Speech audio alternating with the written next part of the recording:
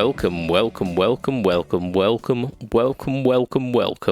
I think that's the most welcomes we have ever had, because this is our unofficial 3-year anniversary here at Fret Talk.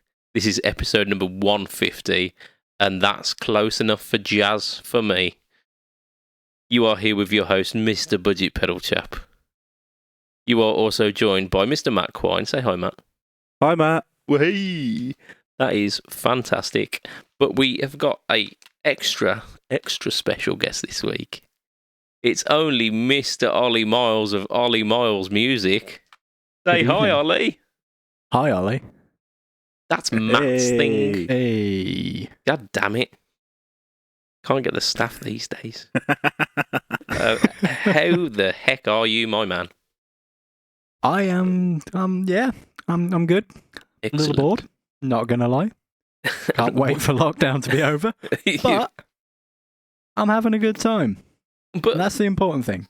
I mean, during the kind of first, maybe, like, 6 weeks of lockdown, you were posting some pretty awesome content. It was seeming like you were very, very motivated at that point. Yeah, so I posted a solo almost every day, I think, for about 6 weeks. And then I had 2 or 3 videos in a row that all got copyright strikes. Oh. Well, this is a big thing that's happening at the moment. The DMCA or whatever they're called everything's getting stricken across loads of platforms. DMCA, we're gonna stay at the DMC. I best not finish that because we might get copyright stricken. We're gonna get taken down. That's it. Yeah. I mean, considering how close that vocal was to the original, if I shut my eyes, it was like listening. It's like they were in the room, isn't it? Yeah. We were flying very close to the sun with that. So yeah, it's been a hot minute, hasn't it, Mr. Miles? It has. Well, I think we worked out the last time I did this podcast was September 2018. Yeah, I mean, like, give or take, that is pretty much 2 years. Yeah. So I'd only just left university at that point. I had more hair and less beard. I think that can be said for both of us, mate. Like, yeah, like the hair is escaping my face. It is very scared of my eyebrows. I don't know what they've done, but they seem to be pissing the entire hairline off. Yeah, yeah. That's where I'm at. When I grow up, I want to be Uncle Albert from Only Fools and Horses. Pretty much, yeah. I'm very much trying the Bill Bailey look myself. Yeah, I get that, and the one guy from the Hairy Bikers is the other one I get. Yeah, yeah, exactly that. Shit, man. Like, time is a harsh mistress. It is. You bitch. I'm hoping that as I get older, it like starts to be a bit nicer to me because I'm 21 and I look about 41, so it's. Yeah, I mean, at least I can say I'm in my 30s. Like, it's pretty tough times, but I mean, it is where it is. Like, you are dealt the hand that you are given. I am, and I have a very good collection of hats. Well, there you go. I mean, you've stocked up better than I ever did. I always thought hats looked stupid, and now I can't go back on that. So, yeah, I think I'm gonna have to rock the whole egghead look at some point. Yeah, but today is not that day. So I mean, we've because it's the episode 150. We've got quite a few things that we can get through. We also, it would be pertinent to catch up on 2 years worth of Ollie Miles music fame. Of your literally every time it will happen. We've got to catch up on what the hell you've been up to. There's been a bit of stuff this week. There has been a bit of stuff. Love it. And we are going to mention, but very briefly, and we're going to kind of just leave it there, and that will be pretty much the official stance of the Fretzel podcast. I'm pretty sure. So, there's been like whole world outside of our like microcosm of guitarness. There has been a massive movement going on with the Black Lives Matter whole movement, pretty much, where it's been. I mean, you don't need me as a pretty uneducated white chap explaining the whole situation to you, but in short, a lot of institutional and ingrained racism within the systems of the US and the UK have come to a head, where there's been lots of demonstrations and protests and so on and so forth. Black lives do matter. I mean, all lives matter, but Black Lives Matter, especially at the moment, mainly due to the aforementioned kind of systematic racism. Yeah, I think we're all fair to say that we stand pretty much pro that movement. Absolutely. 100%. Where it is kind of impacting on the little microcosm that we live within is that a few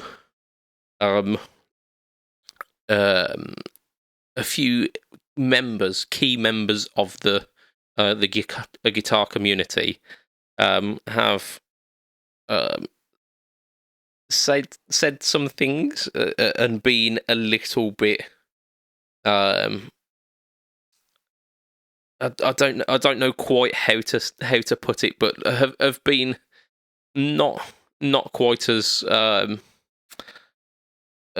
sympathetic to the cause as perhaps people have been expecting. And because of this, some people have moved companies. Other companies have become less favoured within the guitar community, and that is pretty much where we're going to leave that, because I think largely from our standpoint is we don't have a great deal of weight in this situation. We can only offer our sympathies and the fact that we allies to that cause, but it's not within our rights to throw comment about how companies or how individuals have acted or reacted in this situation. And yeah, pretty much that. You might find that you get a pretty nice deal on a full-tone pedal in the future. If you decide that is something that you want to do. In all seriousness, and to kind of lighten the mood a little bit, there have been some pedal companies that have combated that stance from certain pedal companies, and have kind of offered pedals inspired by that of the company, but without the guilt of supporting someone who doesn't necessarily fall into your moral allegiance. And some of those companies have also said that they will donate to like Black Bale funds and charities for that align themselves with that cause. If that is something that you care about, there's so much information out there. I urge you to go and do your own research on that. It's very much a topic that we ain't touching with a barge pole, and you can probably understand as to why. Now that's that kind of heaviness is over with, we should kickstart this party. Go on then. Yeah.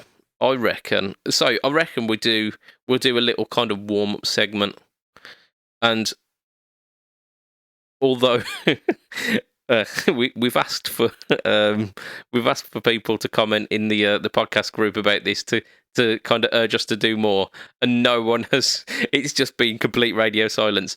I don't care. We're doing another one. The music pub quiz is back. So we're going to do a little quick music pub quiz.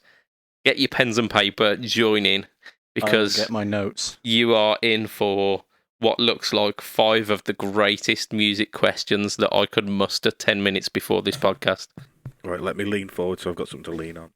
If I lean forward, I'm going to knock my front teeth out. Lean on me when you're not strong. I'll be your friend. Ollie, watch out. We're flying too close here. The copyright we demons. look so similar. Somebody needs to sing it out of key. When you're not strong. There we go. Beautiful. Perfect. The voice of an angel. That's why I'm a guitarist. Right, so, are you ready, boys? I am. Are we starting with question number 1? We will be starting with question number 1. Can we not just start with question number 4 for the fun of it and then circle back to 1, 2 and 3? No, I don't have I've already written 1 down on my paper. I don't have the mental capacity for that, Ollie. Boys and girls out there in the podcast verse, are you ready?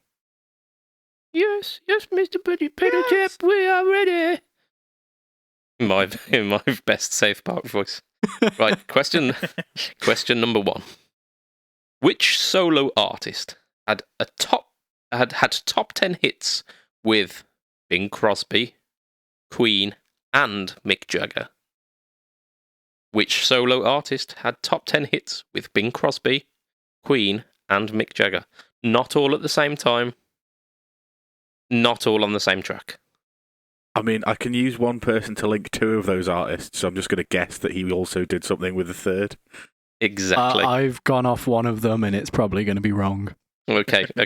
It doesn't matter if it's wrong, as long as you've got an answer. Oh, yeah. Right. So are we good? Question number 2. Yes. Which group took its name from characters in the Popular Adventures of Tintin? You can argue whether Tintin was ever popular, but they took their name from the Adventures of Tintin, the old comics, not the recent like live action like CGI kind of thing. Although I am both too young to know the original and too old to know about the live action thing. Okay. Yeah, I'm in that space as well, so I don't know. Like, I know the word that I've written down, or words. In relation to something to do with, I think, Tintin, but I might be completely wrong. I like how you try to hide your answer by saying the word. All words. All words. Yeah, word. All words, yeah. Like, legit, like most of this quiz, I knew the answer to. I didn't have to look up the answers. This one, not a fucking Scooby-Doo. So I don't mind if you get this one wrong. Okay, number 3. Which singer appeared on both the Wembley stage and the Philadelphia stage in the original Live Aid? I know this. All right. Yeah, you don't have to put your hand up. I'm probably going to get it wrong. Legitimately, Ollie did put his hand up then. That is years worth of like conditioning there. Yeah. I've watched both performances, and I've also watched documentaries on it, but not for like 10 years. So I know that there was somebody that flew, but I have absolutely no idea who the fuck it was. Right, I'll give you a clue here. Just because he or she just go with is a singer, it doesn't necessarily mean that he sang at both. Yeah. He played in Don't London. tell him any more than that. He played in London and then got on the plane for the end of the American one. Yeah, of the Philly one. Yep. You've got the guy. Or girl. I think it was Concorde as well. It could possibly have been. It was around that time. It was like 85. Definitely was Concord. Right. Okay. Matt, do you need a little bit more time? I do need a little bit more time.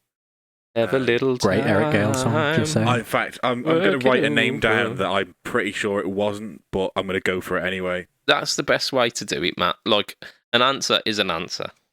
Right, Matt, so I'll give you a clue. It wasn't Elvis. No, it wasn't.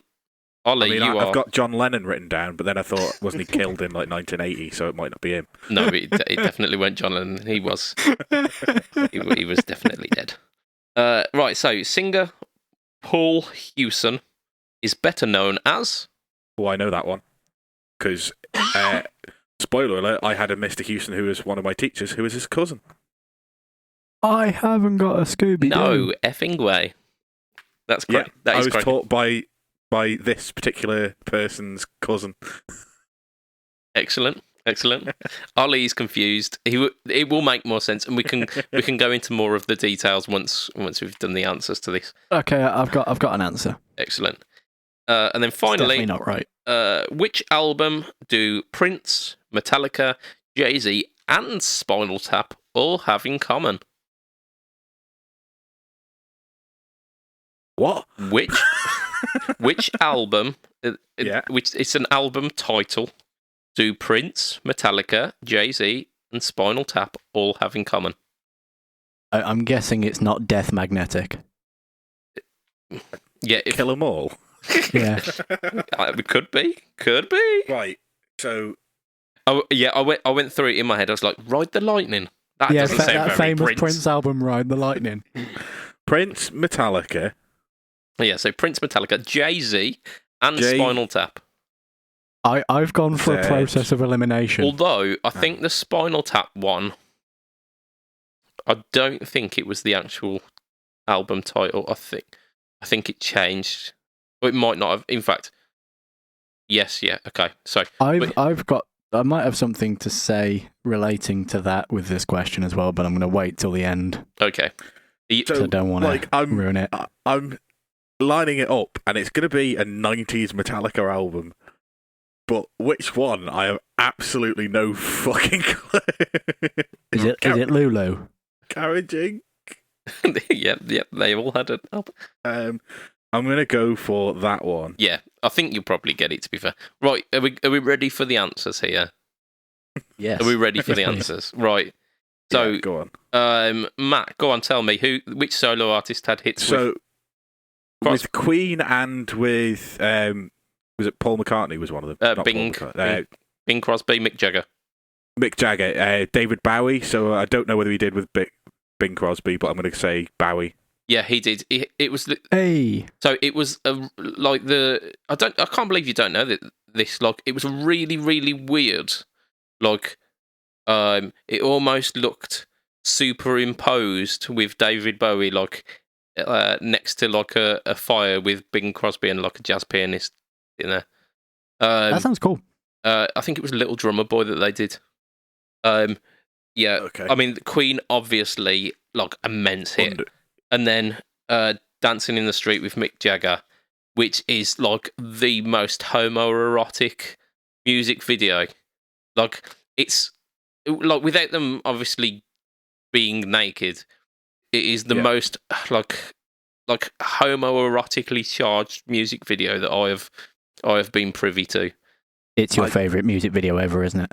I do have it on a little playlist. My favourite version of that video is the one where they've taken out all of the audio and then they've just put like footsteps in where they're like, dancing and then like little shoes, kind of like what it looks like what they're mouthing. And it's one of my favourite things on the internet. That video. I saw one of Elvis. You know the very famous video of Elvis on the stage on his own with the acoustic guitar.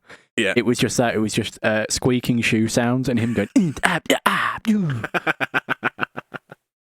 I mean, that is part of the reason why the internet is a brilliant place. That is what the internet is made for. So yeah, that's question number one. Question number two: which group took its name from characters in Tintin? Anyone? Haven't got a clue. Was it Toto? It was not Toto. That's what I've written down, but then I thought that was the one who clicks her heels 3 times to go home. It is, yeah. Oh, yeah. Yeah. Wizard of Oz, Dorothy. It's the Thompson twins. It means as much to me as it does to you. Like, no idea. Never heard of them. Yeah, but there you go. So you've now got a little bit of music trivia under your belt. I'm 21 years old. Thank you for that input there, Ollie. That's Ollie Miles of Ollie Miles Music, should I say? Right. So, which singer appeared in Wembley and Philly? Right. I know that you know this, Matt. Who do you think it is?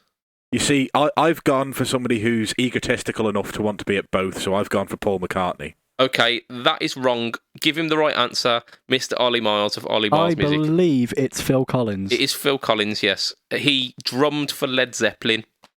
Yeah, I did know that. I've never seen either of the performances. I just know that he did them. He also he sang Against All Odds, and he fluffed the piano part in the first verse.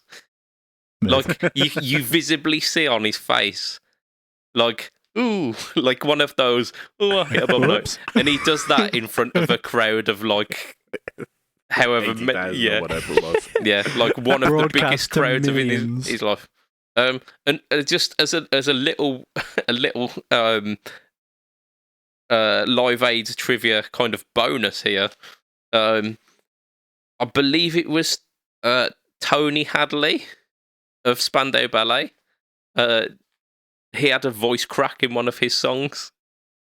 So, like, again, fluffed in front of millions broadcast. That's it, yeah. Like one of the biggest ever. Yeah, like the biggest events. Like Queen go out there and literally like single-handedly resurrect their career. And and like like Tony Hadley going, "Oh, you motherfucker, stupid Tony, fucking we could be as big as Queen." Oh dear. So Phil Collins of Def Leppard. That can't be because he's got two arms, and the drummer of Def Leppard only had one. It's just in his t-shirt. He never puts it through the hole. Yeah, right. Okay. That was obviously like a Def Leppard joke. That Phil Collin of Def Leppard. There you go. Not Phil Collins. Phil Collins, the bass player for Def Leppard. Right. So, Singapore Hewson, better known as Ollie. Who do you think it is? It's the definite wrong answer, so I just went Chaz from Chaz and Dave. I mean, it's as good a guess as any. As wrong a guess as any. As wrong as guess. Yeah, you got to go. Is he from the Wurzels? That's it. Go on, Matt. You see, I've just realised I've no idea whether the first name was actually this guy, but like certainly Bono's surname is Hewson, so I've gone for Bono. It is Bono. It is definitely Bono. The fact that we, like, in these music quizzes, we've had Bowie twice, and we've had, like, members of U2 twice. Yeah. This is... I would have... You could have put a gun to my head and I would have never have got that in a million years. Yeah, like I say, like, I was taught English by his cousin at school, and yeah, I just knew that was his surname, so... Was he any good at geography? Because, you know, the streets were no names. Oh. I really do need a soundboard, don't I? Like, but thank you for that, Ollie. That is some quality dad joke in there. Right, final one. Which album do Prince, Metallica, Jay-Z, and Spinal Tap have in common? It has to be the Black Album. No, because the Metallica one isn't called the Black Album, it's called Metallica. Yeah, it's only been dubbed the Black Album by the fans. It's never been called the Black Album. So I've gone for Load or Reload, but I've gone for Load. It is actually the Black Album. I don't accept that. No, and I think that the Spinal Tap one is called Smell the Glove. So I don't accept that Metallica had an album be called the Black Album because they never called it that. They do refer to it as... They now refer to it as that, but it's actually called Metallica. Yeah, it's universally known as that. generally speaking, that was quite good. I think we were quite, like, between all of us, we made a decent music pub quiz team there. So yeah, if we joined forces, we'd probably do quite well. that's it. Yeah, the only one none of us got was number 2. Yeah, and I knew the answer and I still didn't get it, so I wouldn't I'm worry. half the age of anyone who would know that. Yeah, I think it's beyond our scope. We'll spin back onto like little segments as we go on, because we're doing a greatest hits show today.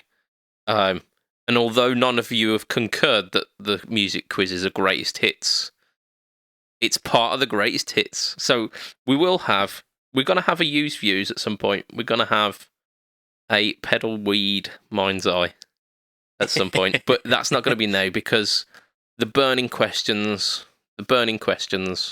that we have been avoiding for around 20 minutes, 27 minutes so far. Ollie Miles of Ollie Miles Music. Yeah. How the heckers are you? I am pretty good. It's fun. I've been busy-ish is the best way to describe it. You have convinced me thoroughly there. So I'm just trying to think. The last time that we kind of officially spoke in podcast terms, Yes. you were rocking a Mexican telly with a neck humbucker, Yes. like a sunburst two-tone, is it? Yeah. Beautiful. Like my memory for guitars, impeccable. Anniversaries, like people's names, like passwords and PIN numbers. Forget all of that. Guitars. I tell you what, if you want to give me any of your credit card details to look after, just message me them after the podcast. I will do that. I'll I look will after do them that. for you. Yeah. Give you my sort code and account number so you can clean my monies. So, telly, like telly deluxe-ish style telly. Yeah. I mean, it was just a standard telly, but with a neck humbucker. Yeah, so it's just like your standard telly, but the neck pickup's been replaced with some sort of humbucker. I've owned the guitar for 5 years now, and I've never checked to see what it is. That is the kind of detective work that we need on our guitar crime fighting team. Every time I talk about it, I think next time I change the strings, I should take the pick guard off and check, and I never do. You should do. You'll take it off and you'll find out it's actually a standard telly neck pickup, but they've just put the humbucker housing over the top of it, and your mind will be blown. It's definitely a humbucker. Definitely. 100%. Definitely. And I believe you'd just bought or you were buying an RK50. Yes. That was a great amp. It was. So the fact that you're saying it was a great amp means that amp has gone to pastures new. Tell us more, yes. Ollie Miles of Ollie Miles Music. So when I bought the RK50, I was doing my own thing. I was doing a lot of rock. I was doing a lot of metal. That's the RK50 wheelhouse. Yeah. Then I moved on to the world of function bands, where I needed versatility. A clean channel. Yeah. From an amp that has one channel that's mostly gain, very good gain. It cleans up beautifully on the volume, but if you want to play funk or jazz, it struggles. So you found that the RK did not, in fact, stand for Richie Kotzen, and for really cranked. Yeah, I did actually have I stepped in with a local hard rock band for a while, and I managed to dime it. Nice. I had everything on 10, apart from the reverb and the trem. I had the gain, the tone, and the master volume on 10 with the boost in through a Marshall 4x12, and it was godly. Did you have earplugs in? Yes, of course. Okay. I can't imagine a 412 50-watt amp turned up to 10 that wouldn't make my ears bleed. I was stood above it, so I was stood next to the amp, so I avoided a lot of the sound pressure. Yeah, your knees, however, their ears were hurting. Yeah. I still, my legs are still bowed from that. Excellent stuff. I mean, you've gone on a little amp journey since, haven't you? But yes. Largely, you've gone to the dark side a little bit. Hey, the dark side. I'm pretty much there as well. Of modelling, haven't you? So you actually went to the Kemper. I think actually the last time we talked, you were talking about downloading Kemper profiles. So you were definitely there. Yeah, I think not the last time, I think it might have been the time before, I still had the Kemper and I was downloading profiles everywhere. And then I moved to Mesa and decided that I could knock a house down with the volume on 3 on that. And then I sold that and moved. What else did I have? Didn't you have a PRS art card at some point? I had the PRS Sonzera, which has a phenomenal clean channel. Yeah. And the gain channel is awful. So I sold it. Nice. Yep. In fact, no, I think I sent it back. I think I got it, played a gig with it, and it was still within the returns period, so I just sent it back to Anderton's. Oh, you spicy gentleman. Yeah. And then I moved. Then I got the RK. Okay. Yeah. And now I am on the wonderful world of Helix, amongst other things. Hey. I mean, you're not only on one Helix, you're on a double Helix. I had a recent win. I'm sure many of you who are on, if you're on the group, you'll have seen pictures and stuff. Yeah. But you get like the raffle sites for guitars and stuff, who will remain nameless because I want to enter and win the competitions again. Yeah, I've entered a few of them, and after like 3 or 4 times of not hearing anything back, like even if I'm a loser, I want to hear like, "Oh, you didn't win this time. Try again next time." Check their Facebook page when they live stream because they always put the winners' names in the live stream. Yeah. It's worth checking when they do it. I've probably missed out on some sweet stuff. I've won twice. You have, yeah. You won a lovely Telecaster, like a sparkly. Like champagne sparkle or something. It was called, the finish was from the American Elite Series. It was a thin line telly in champagne. There you go, champagne. I mean, what did I just call it? Like champagne sparkle. Champagne sparkle. That's pretty fucking close, isn't it? Yeah, you were close. I'm pretty sure it's just called champagne. There you go. It was a very, very nice finish. Yeah, it's like a flake, like a kind of almost like a light gold tint. Yeah, somewhere between like green and gold. Yeah. Grold. It's amazing that they didn't call it that. I mean, Grold is so much better than selling the champagne. You should sell that to Fender for the next series. Yeah.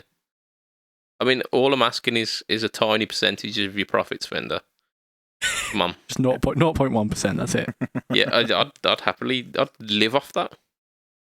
It would fund my habits for various guitar gears.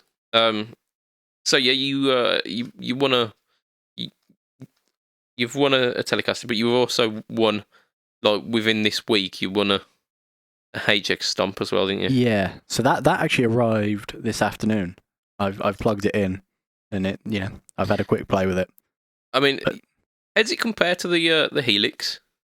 It's exactly the same. If you don't run massive chains, which I do sometimes if I'm playing really weird stuff, I do run like really convoluted chains in my Helix. Yeah. But if, say, you were doing a pub covers gig and you had amp, reverb, delay, chorus, and a phaser, perfect. Completely and utterly perfect. Like, you don't need any more than that. I mean, you could do it off the snapshots, couldn't you? You could like have a set list of presets and just kind of bank up through them based on where you're at in a set. Yeah, exactly. Which is what I plan on using it for. Oh, fair play. You're gonna attach it to your board and pretty much just be. Yeah, so I don't have a board anymore. I sold most of my pedals a long time ago to buy the. Get Kemper. Out! Go on! I still have several.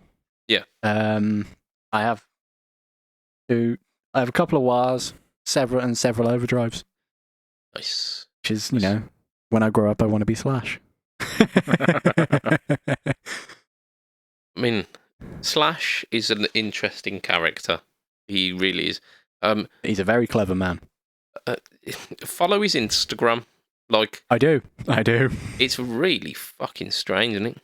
Yeah, he is odd. And if you don't know what we're talking about, look at Slash's Instagram or his Facebook page for that matter. Yeah, like weirdly enough, I don't follow Slash. I'm pretty much of the opinion that Slash did an entire brilliant album with Appetite for Destruction. The rest of Guns N' Roses material was very much a miss. It was hit and miss. There was a couple of good songs here and there, but largely. Yeah, I'd struggle to make an entire album out of the rest of their catalogue. Yeah. If I was selecting the good bits. Then, if you take, some of the Velvet Revolver stuff and some of the Snake Pit and the later solo stuff, I could probably scrape together an album that I'd listen to. But have you heard his work with Miles Kennedy? Yes. I think I've seen him live. Oh, I haven't seen him live. No, I've heard him live. If you want the information on that after this podcast, I will tell you. Okay. Yeah, it's not something that I need to share in polite company. But yes, Miles Kennedy's voice, fantastic.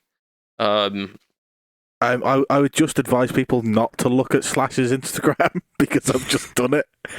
Don't do that to yourself.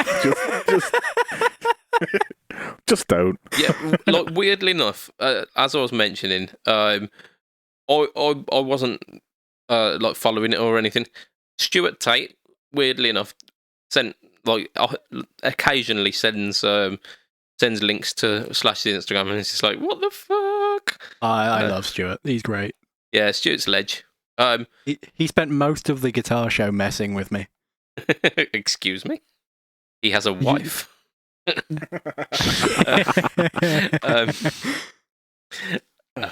Yeah, I'm gonna throw out a little plug to Stuart at the moment.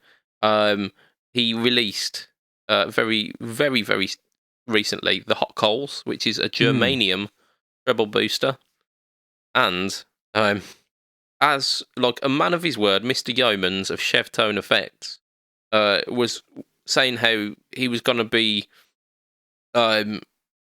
using his pedal building to kind of pump money back into the guitar community and get to know some of those builders. And he put his money where his mouth was. First couple of sales, he's only gone and bought number 002 of the Hot Coals, hasn't he? Yeah. So hats off to that man. So yeah, check out the Hot Coals from Stuart. He's posting up little video demos in various guitar groups. I think he might even put one in ours. Ever since he's got that Captor X, his videos have gone. The quality of them have just gone up immensely. Oh yeah, massively. His stuff is sounding really good now. Yeah, not that it did. It sounded. You know what I mean? Yeah, I mean it's given him the ease of use, I think, because with because he had the Cab M before that, and you'd have to run from a guitar head into a load box, then into the Cab M, and it was just a bit of hassle. Whereas now it's all encapsulated in the one unit. It's just sound. With the Cab M, I'm pretty sure you still have to run into a cab as well, don't you? Whereas with the Captor X, you can go completely silent. Yeah. So the Cab M, it can be run as an independent thing, but you need the load box for the head. I don't think it requires an impedance to be connected to the speaker. No, it's just like a through. Yeah, of course, yeah. It just sits in the middle. Oui. Essentially the same technology, or very, very similar anyway. But because it's become a lot easier to do, Stuart's now found the time to pump out some little demo videos. And I keep telling him this. He doesn't believe me, but I keep telling him, Stuart is actually a pretty badass player. He's got some pretty nasty riffs up his sleeve. He has. He's a riff machine. He's got some licks. So hats off to you, Stu, for your playing ability. Hats off for your incredible pedals as well. So yeah, like if you are listening and you haven't checked out Stuart Tate and Tate Effects for whatever reason, just do that. Like the product videos are worth it. I highly regret not buying that the Lockdown, the 3-knob Razor Dead. I have one on the way. I thought you was just going to grab it so much. I want it. Yeah, so I've got a normal Razor Dead and I needed another fuzz pedal, and then so I picked up a Lockdown fuzz. I've got a board planned. And the only slot I haven't filled is at the very beginning, and that's fuzz. And I keep changing my mind about what I want there. And I had the sale page on his website open for a while. It just like and then I checked it, and it sold out. Yeah. Yeah, he finished them on a Sunday, not like 3 weeks ago, I think, at this point. But he's like, he messaged me like saying, "Oh, I'm a little bit busy," because he got the captor. And then I heard nothing for a while, and then he messaged me saying, "I'm really sorry, it's been a while.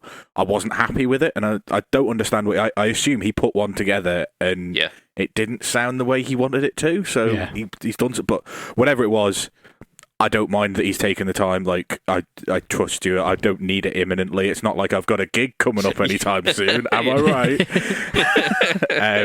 So yeah, like I just kind of like and he sent me a photo yesterday, I think, saying that he sent it out.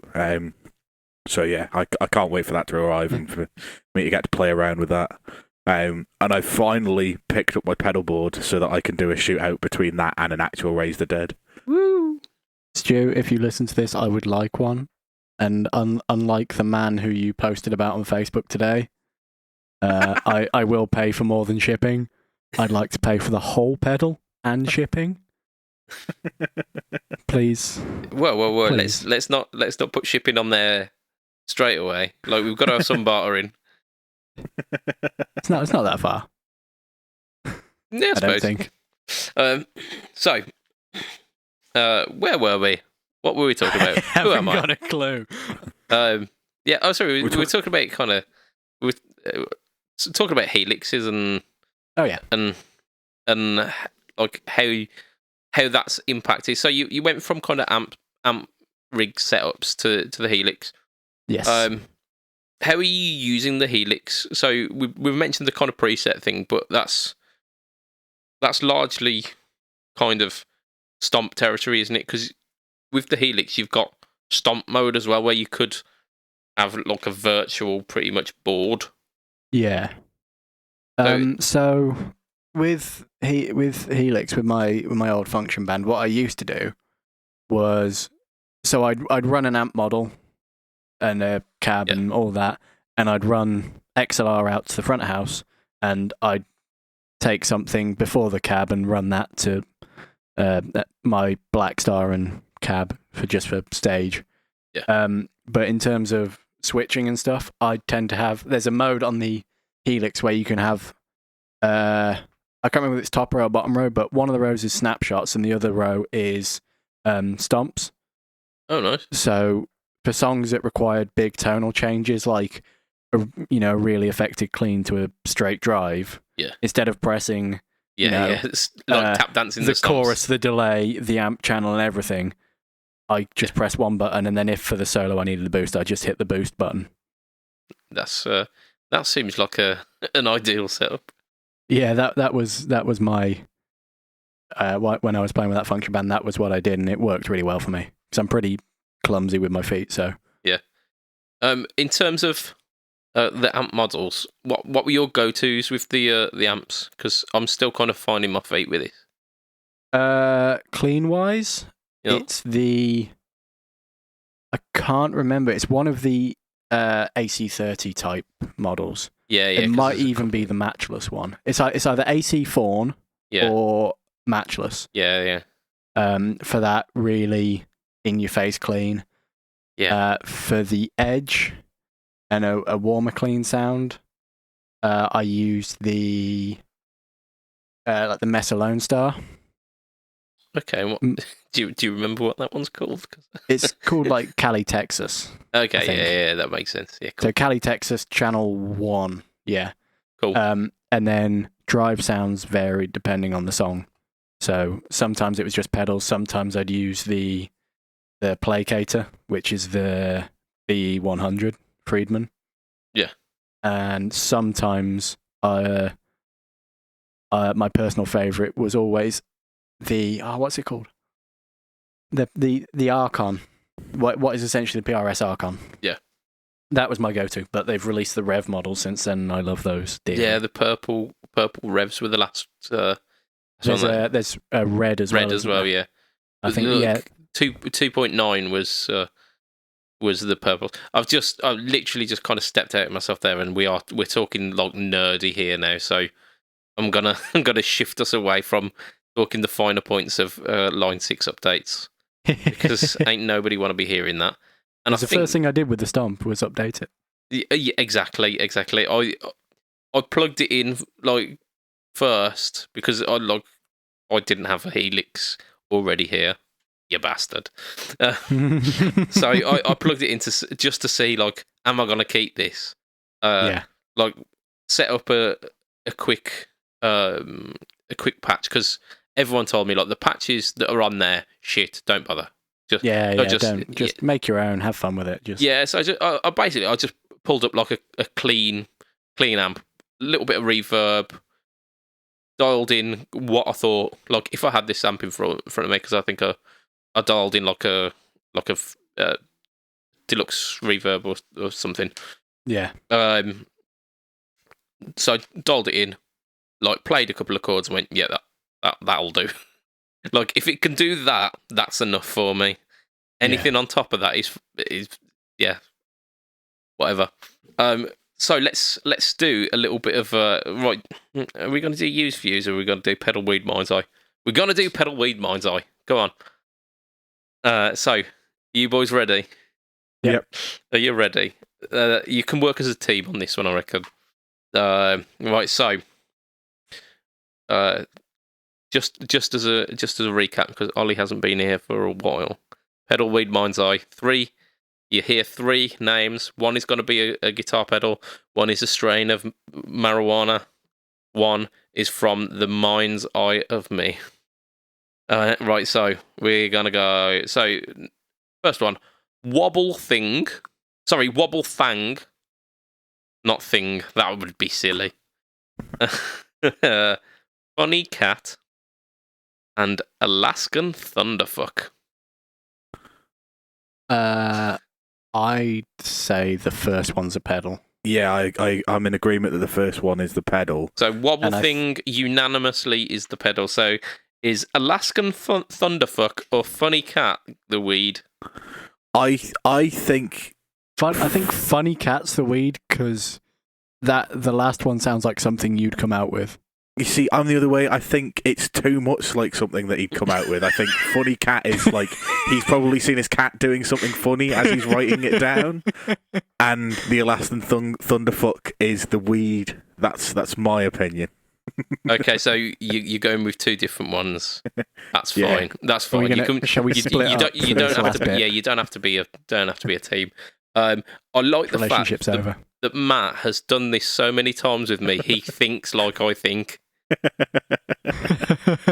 However, what Matt did not account for is the fact that I'm a smart man and would have thought that. Double bluff. He thinks how you think he thought. Yeah, this is game show quizception. Yeah, my brain hurts. So you both got it wrong. Wobble thang was my mind's eye because clearly that sounds like a pedal. It should be. That needs to be a vibrato pedal or a vibe. Or like a trem. Either way, wobble thang needs to be Stuart a thing. Tate. Yeah, I mean, you are more than welcome to that name for a very small percentage of the profits. Yeah, we're handing you these ideas, Stu. There you go. Funny Cat was the pedal, weirdly. And Alaskan... Who makes that? So that's Roland. It was a Roland... a Roland effect. I don't even know if it was pedal. I think it was like an early Roland. And Alaskan Thunderfuck is a type of weed. So I was the only one that got anything because I got the Alaskan Thunderfuck was the weed. Yep, well done, Matt. Talking about old pedals, though, I saw something yesterday about Orange. Looking for... There's some pedals they made in this, I think it was the late 70s or early 80s. They found the schematics for them, but don't actually have any physical units. So they're trying to track some down. They can... so they can reissue them. Like reverse engineer their own stuff. Yeah. Cool. Nice. Right. Number 2. Barack Obama. Purple pasta. like you can't make this shit up, can you? Or can you? You could. Purple pasta. Not pasta as in the stuff that you eat. The pasta as in like church pasta. Pasta of Muppets. That's one of the Helix. Is it? Yeah. And then grey fly. Sorry, my writing is terrible. So what was that last one? Grey fly. Grey fly. Yeah. So Barack Obama, purple pasta, grey fly. I think Barack Obama is the weed. Okay. Yeah, I'm in agreement that Barack Obama is the weed. I think purple pasta came from your weird mind, and I think grey fly is a pedal. I'm going to go the other way. I'm going to go for purple pasta being the pedal and grey fly being your mind's eye. Ollie absolutely smashed it there. Grey fly was a Fuzzrocious pedal. Barack Obama is the weed. And purple pasta was my mind's eye. I can't take full credit. As I was writing this, the missus was watching We Arrive for the Straight Guy. And there was a guy who was a pastor of a church, and his church backdrop was purple. So, purple pasta. Good. There you go. Okay. I'm kind of kicking myself that I didn't do Funny Cat, to be fair. Right, number 3. Toast to Noah. Judder. Girl Scout cookie. Toast to Noah. Judder. Girl Scout cookie. Judder is the pedal. Girl Scout cookie is the weed. And the first one is your mind's eye, is my opinion. I am 100% agreeing with you. Wow, that was piss poor on my part then. Yeah, that you're right. So yeah. MWFX. AC/DC song, Shot Down in Flames. So MWFX Judder, I assume it's some kind of tremolo or something like that. I don't know. Yeah, I didn't do that much research. A wobbly thing. Yeah, you would think so.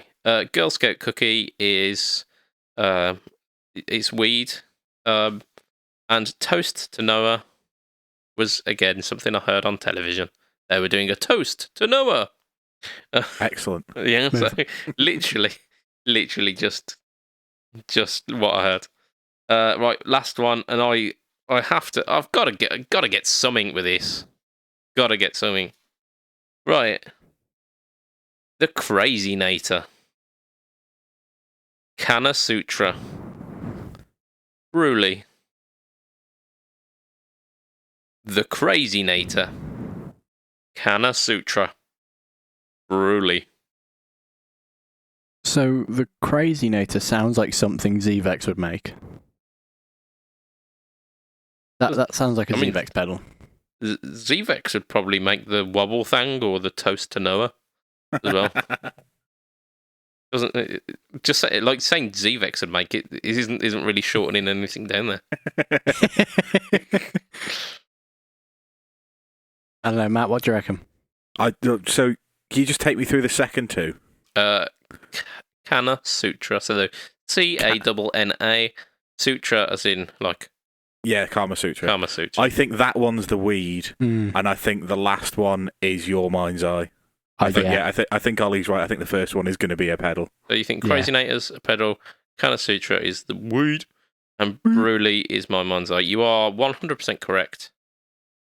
Again, I really need to up my game on this.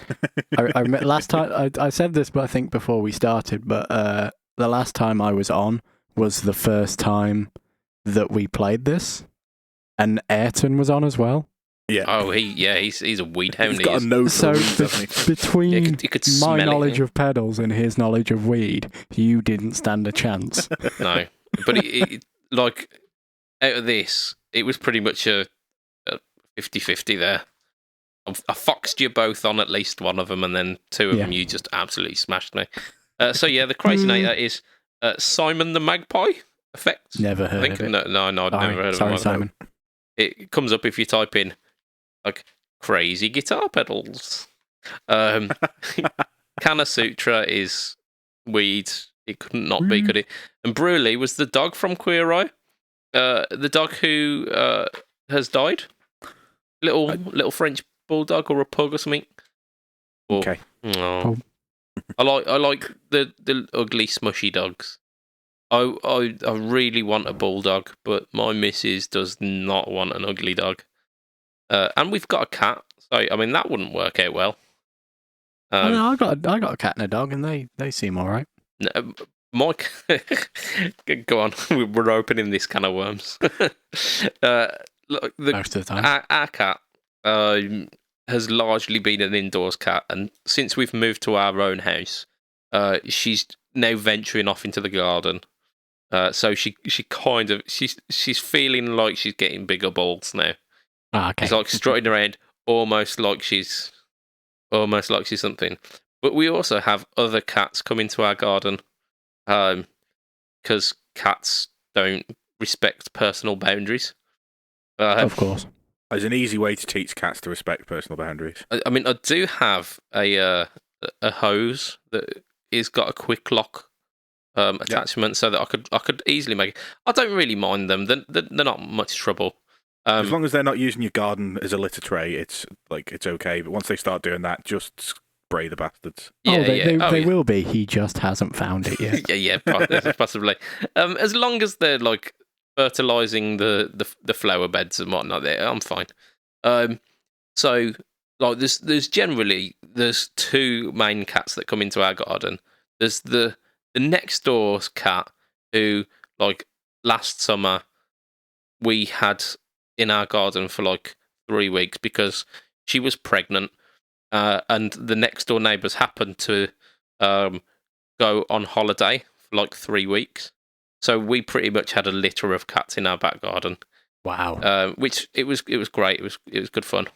But like that, we call her Mama Cat, for obvious reasons. Like, her and our cat don't really get on. Our cat, being a giant pussy, literally, yeah, quite literally, largely just kind of sits back and hisses. So like she's not really been socialized with other cats, so she doesn't really know what to do. She sits back and hisses, but Mama Cat is like hard as fuck.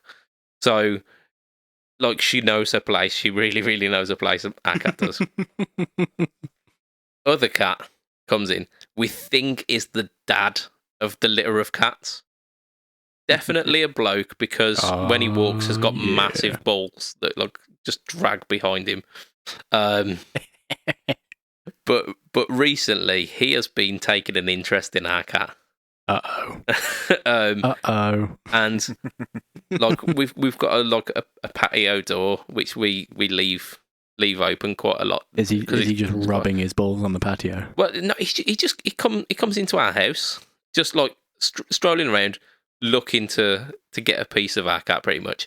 And she goes absolutely fucking mental. She hisses at him and follows him around the house. She'll be like, "When the fuck are you getting out?" It's absolutely brilliant. But yeah, that is the reason why I think our cat would not be quite that friendly with another house guest. She's pretty, like, she seems pissed off around our son. But she understands that he's a necessity and he needs to be there. She's accepted this, but it's reluctant acceptance. Probably wouldn't have that with a dog. No, she would. I mean, she wouldn't do anything. Like I say, she's a giant wimp. But she'd just hiss at it. Yeah, like she'd spend most of her time like hissing, and nobody wants that in their life. She's got at best 5 years before she gone. So I'm playing the waiting game. Then I'm getting a bulldog.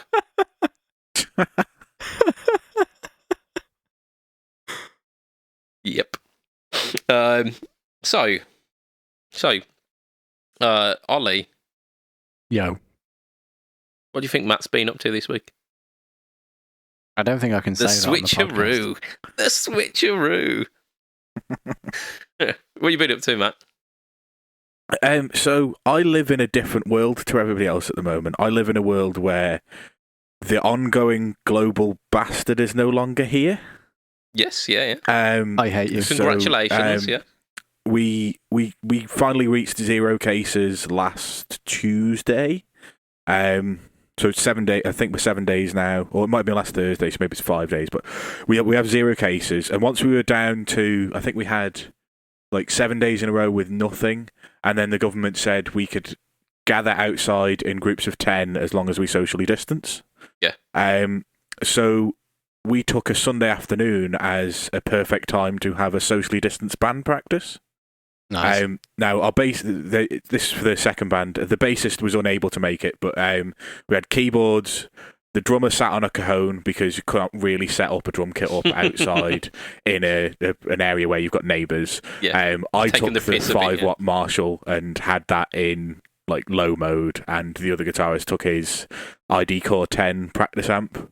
Nice. So it was very much a kind of a muted, low level. We had a barbecue, and the person whose house it was had a couple of people over, and it like made it so there was 10 of us outside, all at least 2 meters apart. Yeah. And I just had fun going through our set.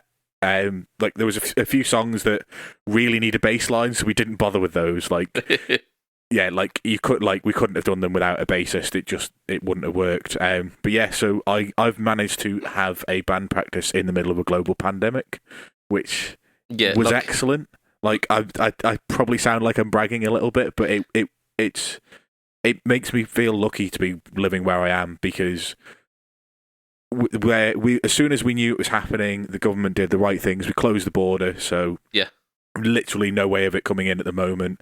I mean, it's probably out there in the community because there are people who get it and don't get symptoms. Yeah. But it's at such a low level now that things are slowly starting to open back up. Yeah. However, we know that we're not going to have gigs for the foreseeable future. Even when they open up pubs, they're not opening up nightclubs, and they're not allowing loud volume music to be played, because it encourages people to shout at each other, which is a great way to spread things that transmissible through the air. Yeah. So that's not going to happen. So I'm not foreseeing any gigs coming up in the future, but I can foresee us doing this more, where we have a barbecue on a nice day, stand outside. Our social distancing is going to reduce from 2 meters to 1 meter, providing our numbers stay good. So yeah, and the groups are going up to 30 from the day before this cast is released. No. So we'd be able to do like small things outside, for friends and stuff, which I'm more than happy to do. It's like playing music is one of the big things for me, kind of like for my mental health. Yeah. And yeah, like all of the guys in the band are kind of in the same boat. Once we can do it, absolutely, let's just have a jam here and there when we've got time. Completely. And I'm absolutely made up for you about that. The fact that your government have managed the situation in such a way that it is definitely a massive reduction to the risk. And even though there are no cases and that there's a closed border and it's almost like a contained system, they're not like going, oh well, that was that. Everyone back to normal.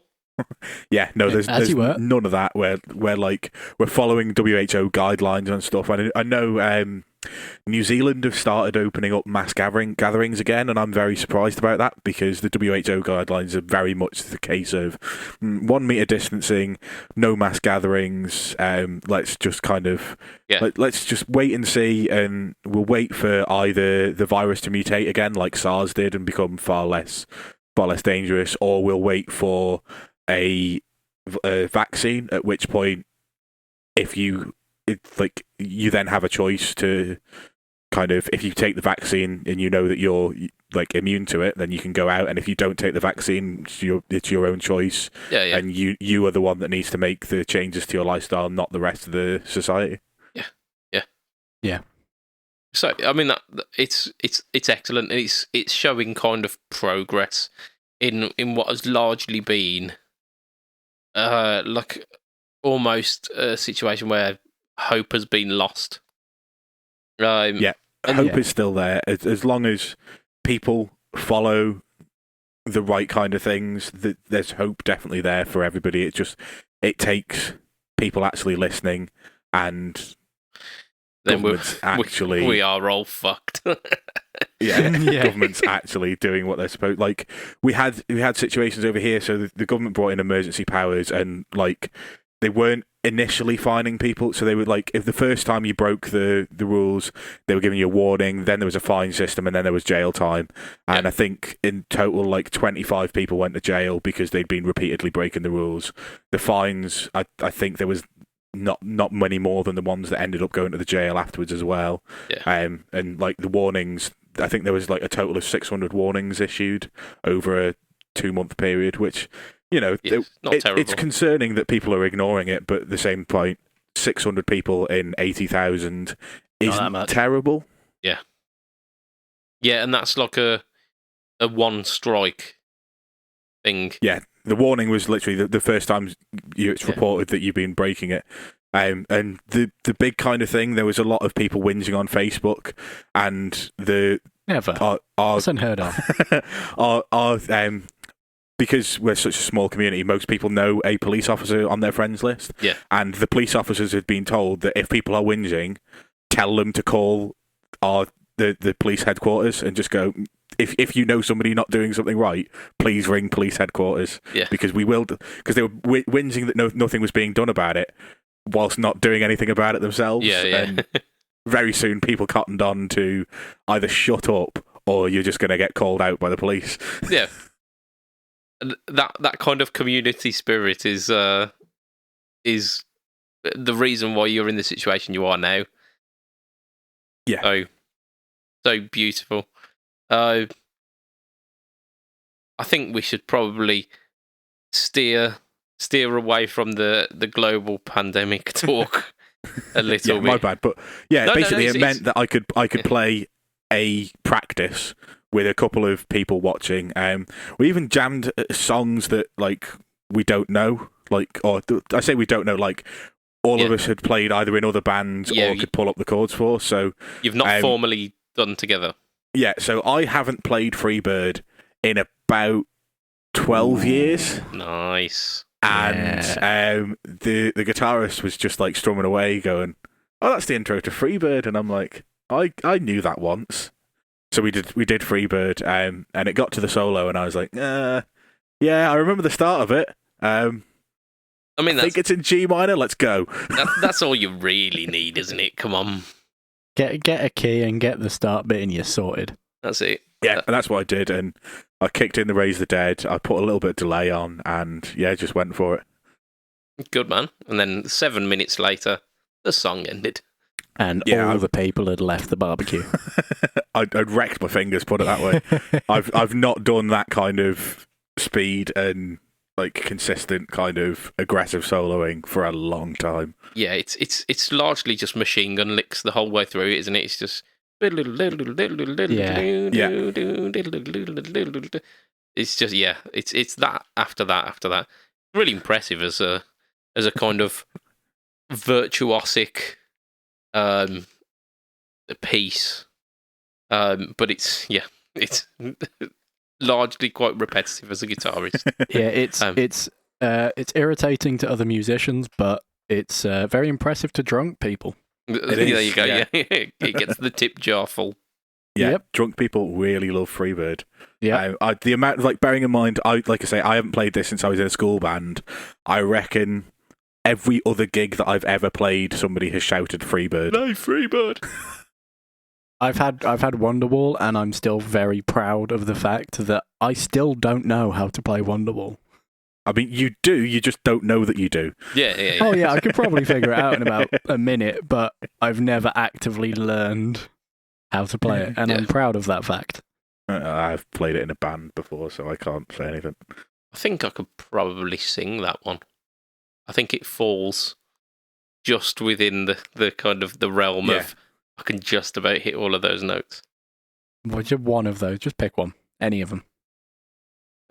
So, I mean, we've got one more thing to do. I did want to mention I got loads of stuff. I'll leave a lot of it for the live cast on Sunday. That's fine. What did I want to mention?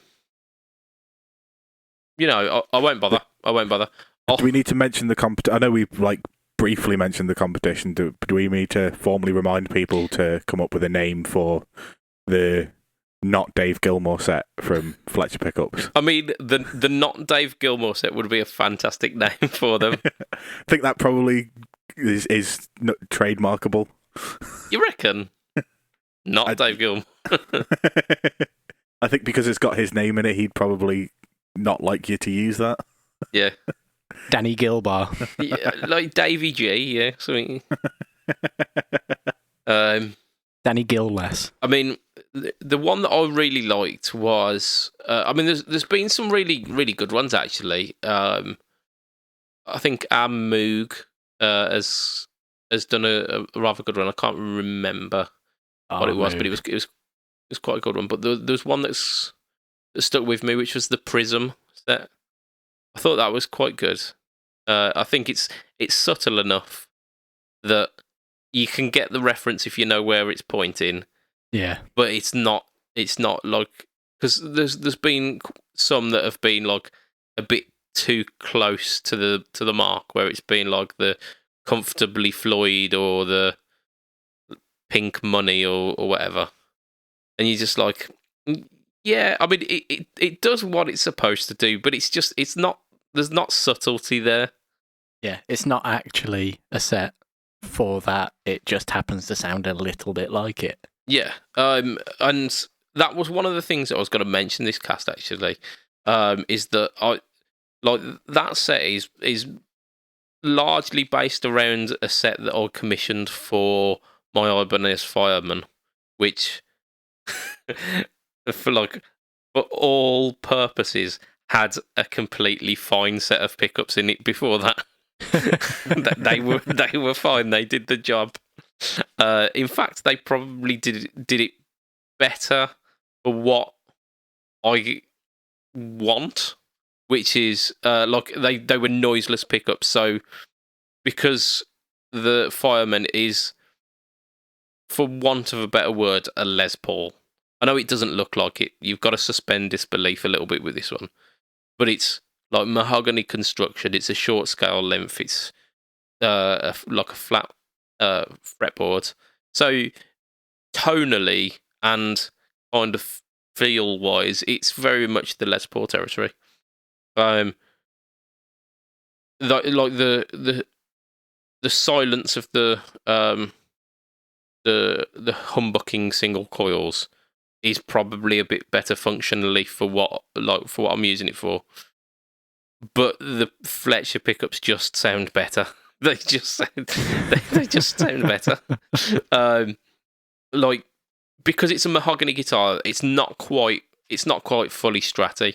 It's almost getting like a P90-ish sound with, but this is because it's in a mahogany, like a big chunky mahogany body with a really thick mahogany neck as well.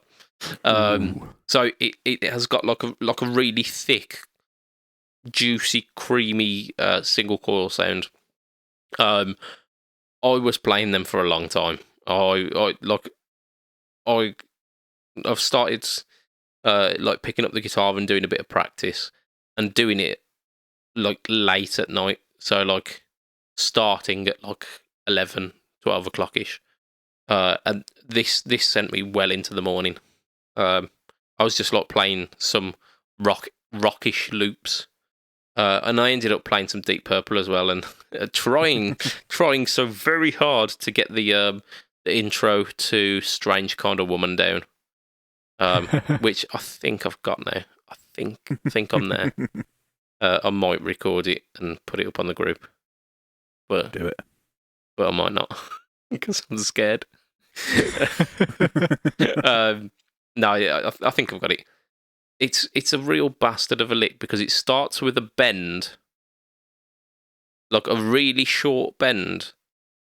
So it's a bend on like the 10th fret, but then you're going from a bend on the 10th fret to the to like the 7th fret or something like that.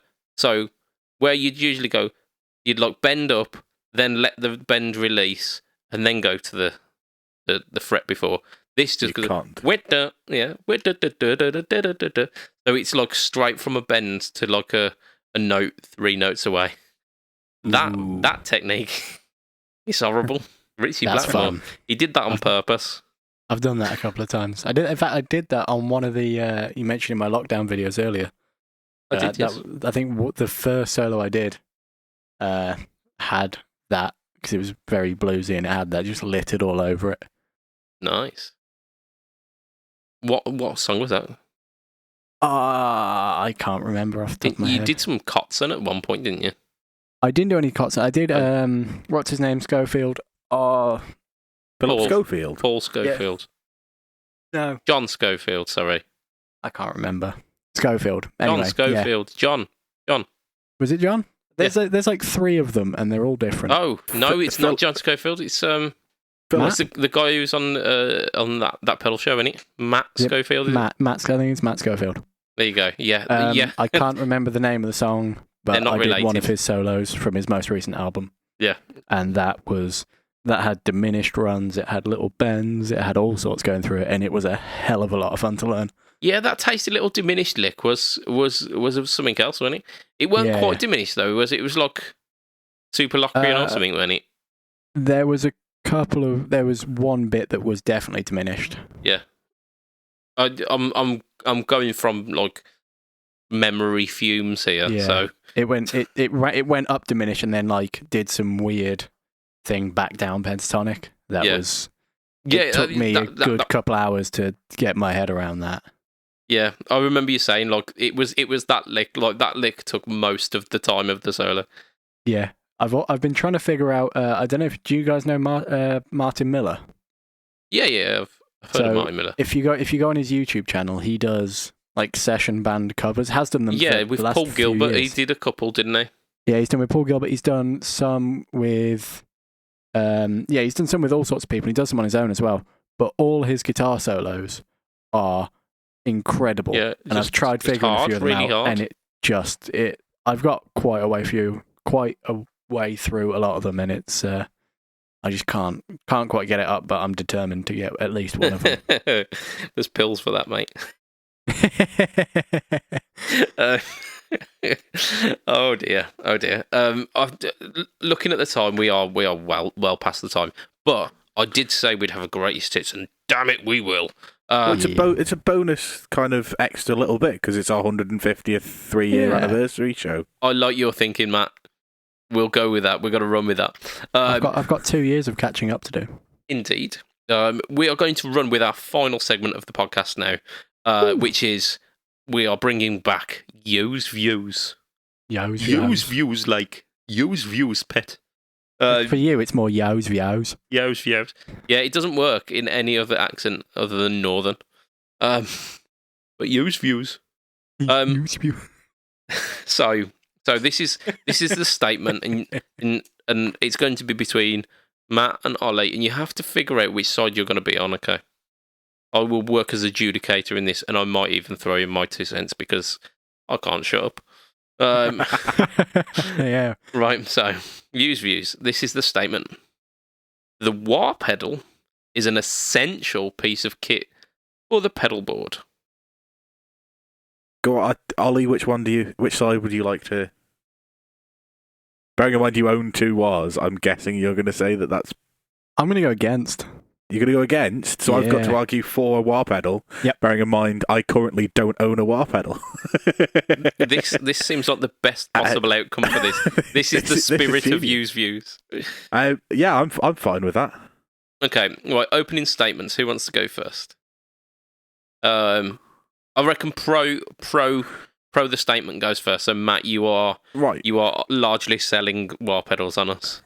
Round 1. Fight. So, I mean, at the end of the day, if you think about your favourite guitarist and you have taste in music, your favourite guitarist will have used wah pedals in their solos at one point or another. Not in all of their solos, but in some of their solos, because they're a way to embellish a solo without learning new techniques. They're a way to add something to solos in a different way than had ever been done before. Like the kind of like filter sweep, which is basically what a wah is, just it can either, you can just cock it and have like sit in a different place in the mix, or you can sweep through and kind of get this like awesome kind of thing that nobody had ever heard before. Your favourite solos from Hendrix are going to have wah pedals in, and they're useful not just in blues, they're right the way through to Kirk Hammett uses them in metal. Kirk Hammett uses it in everything. Yeah, but he plays metal, so you can literally use it in any genre of music. So if you are in a covers band, or if you are trying to emulate somebody's sound, at one point or another, you are going to need a wah pedal. If you're trying to do something your own and unique, there's still things that a wah pedal can be used for that either they haven't been done in mainstream music, or that would gear people into, like, people would recognize it, and kind of it would be a way for them to be getting into your style of music. So wherever you're coming from, a wah pedal is a useful tool right the way through from funk to metal to embellish your music without needing to learn extra techniques. It's another tool at your disposal. There's a thing that floats around the guitar groups every so often, which is like, when it's like a picture of someone like stamping on the wah pedal, and it's like, once you've run out of your pentatonic licks, once you've reached the end of the list of your pentatonic licks, let's just stamp the wah. I'm going to add to that. Because that was a really strong opener there. That was. So you need to picture this in your mind. This is something that you will have had imprinted on your memories. You can hear this. So listen internally to the intro to Voodoo Child. Voodoo Child, yeah, that's the one. So listen to that intro to Voodoo Child in your head. You can hear that, yeah? You can hear it going. Yeah. Imagine that without a wah pedal. Sounds ridiculous, doesn't it?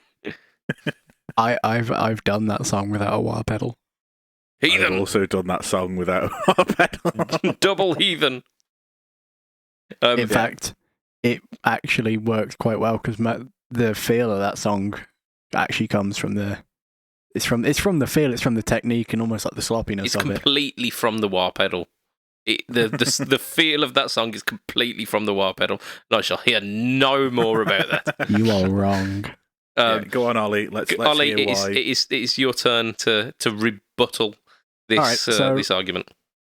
So as we have said, I do own 2 wah pedals. That is a fact. About like 10 feet beneath me, there are 2 wah pedals. But they are used less than any other pedal type that I have.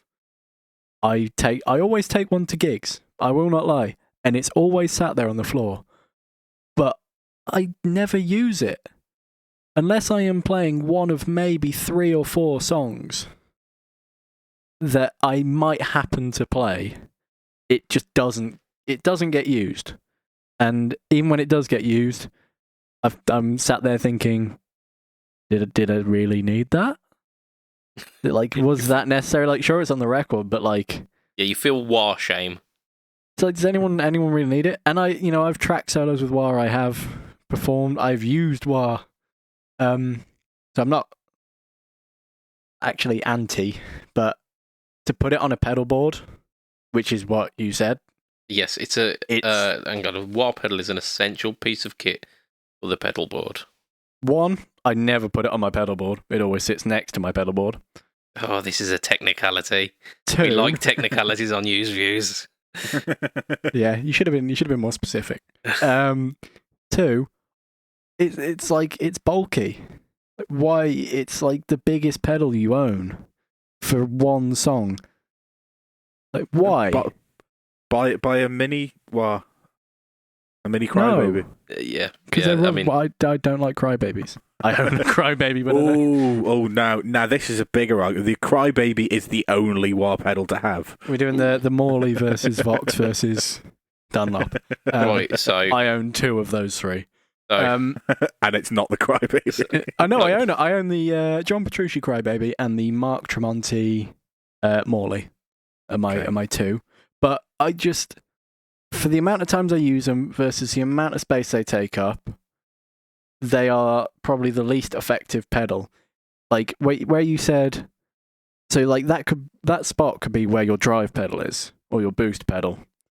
So imagine making the decision of a wah over your drive, and you start to play Sweet Child of Mine on a clean sound. With a wah pedal, and it sounds incredible.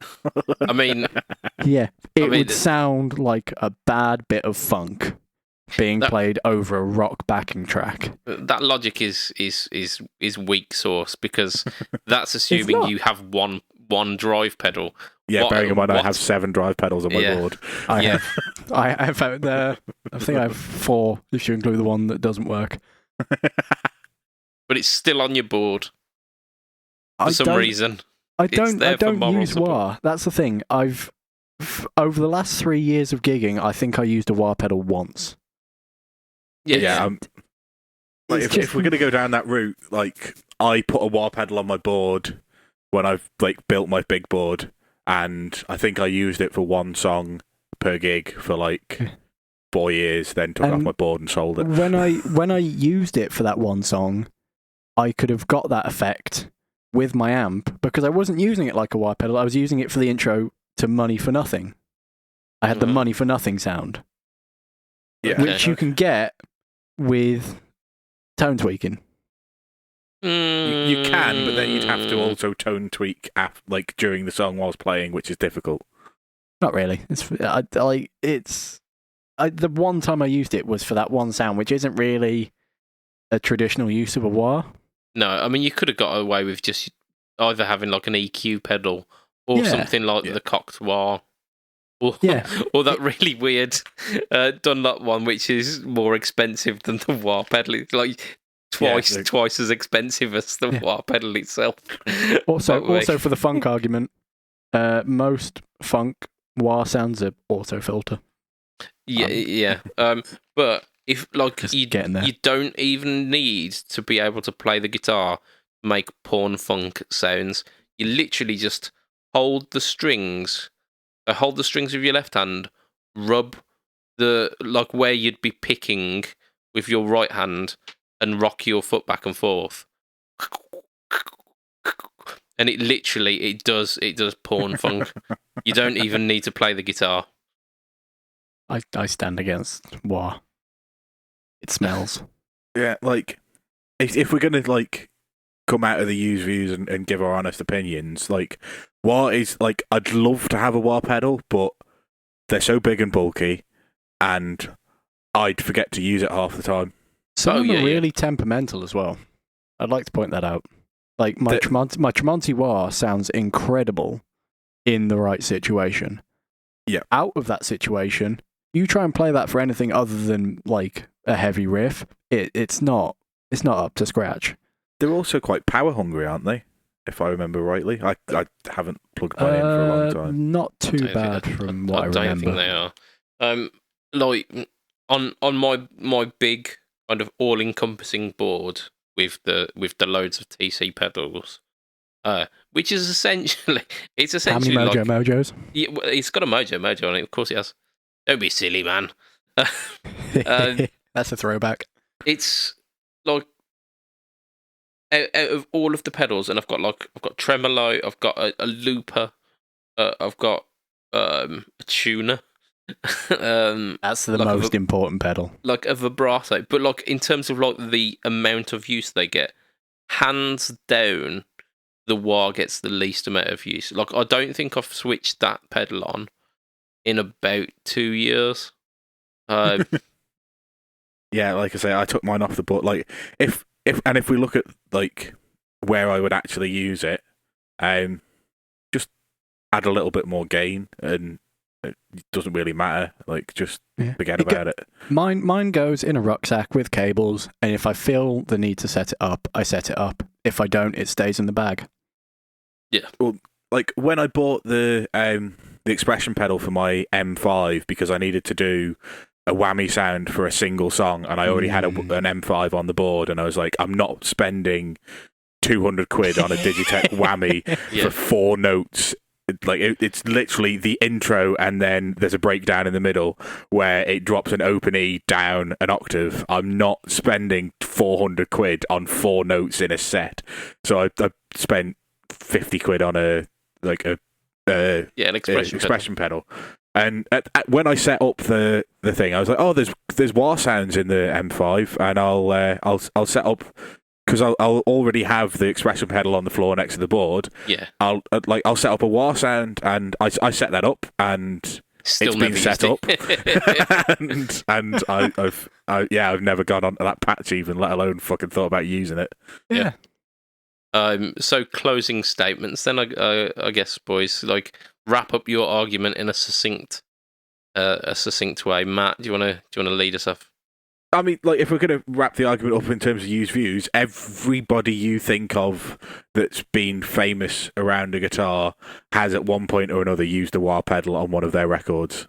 Therefore, are they essential? It sounds like it. Okay, yeah. And Ollie?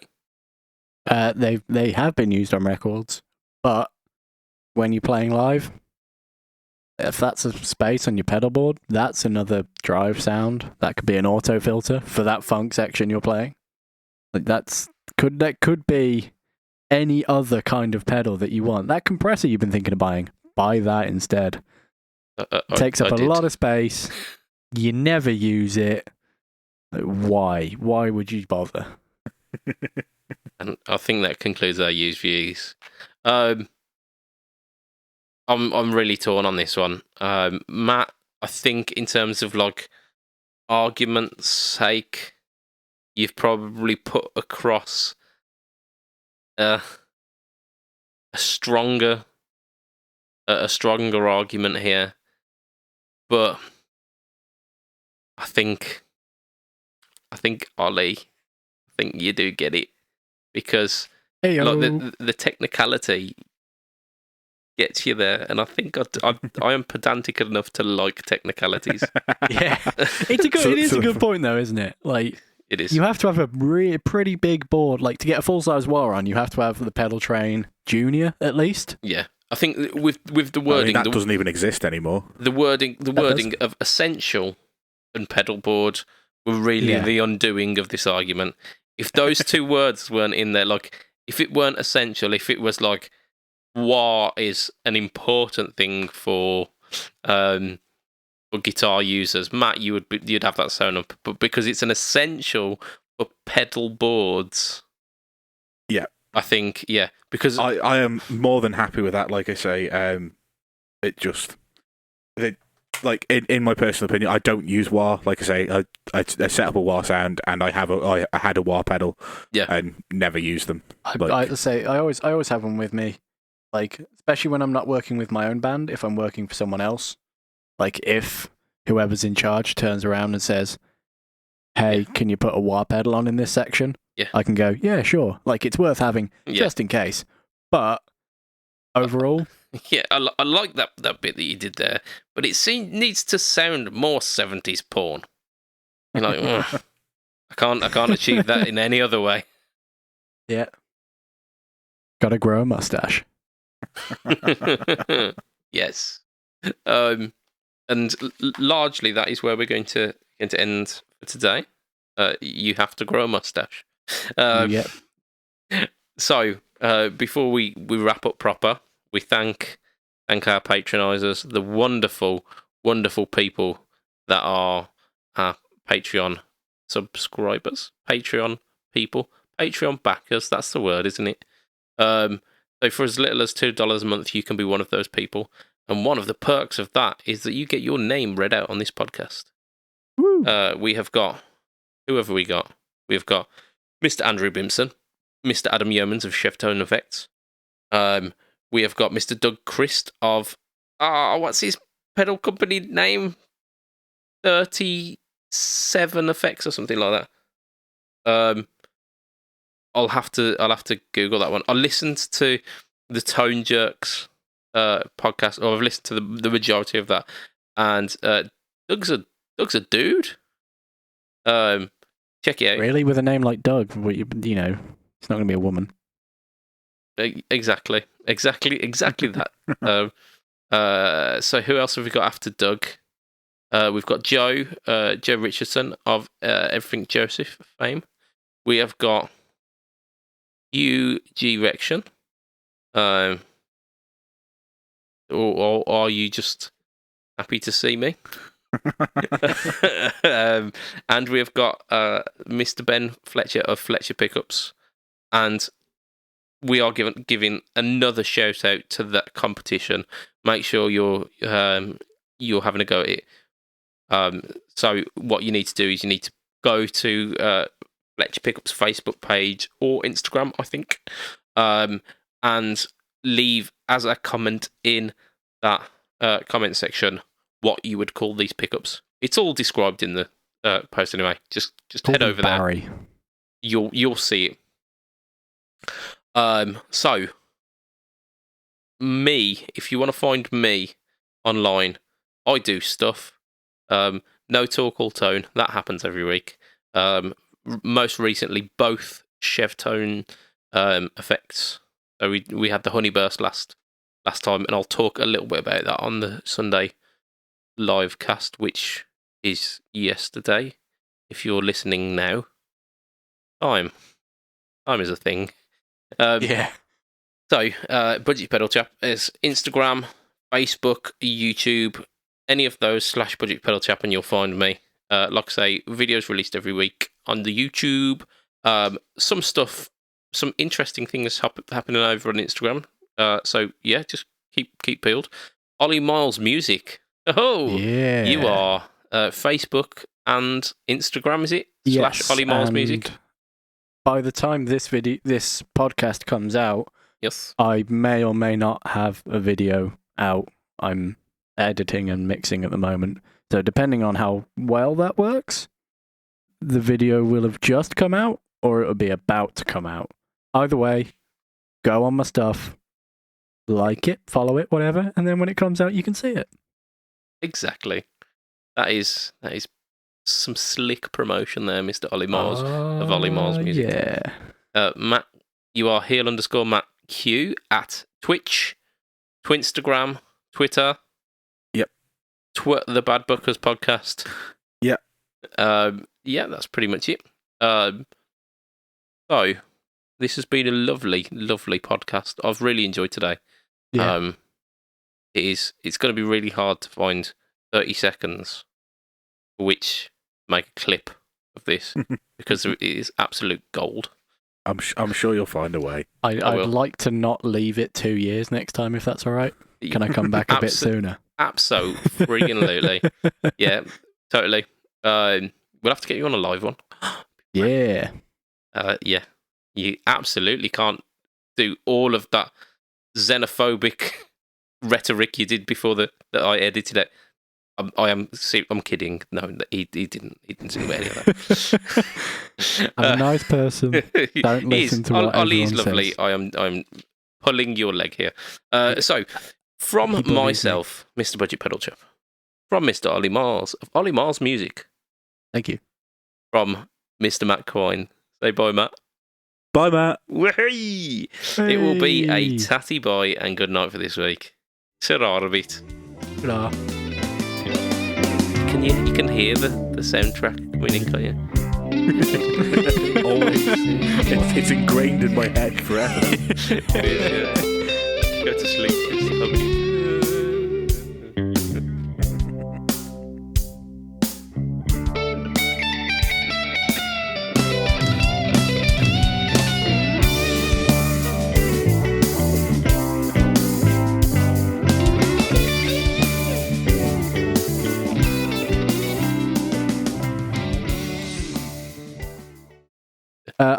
I'm gutted. My wife has left me. She took the Skybox and the Bob Marley records.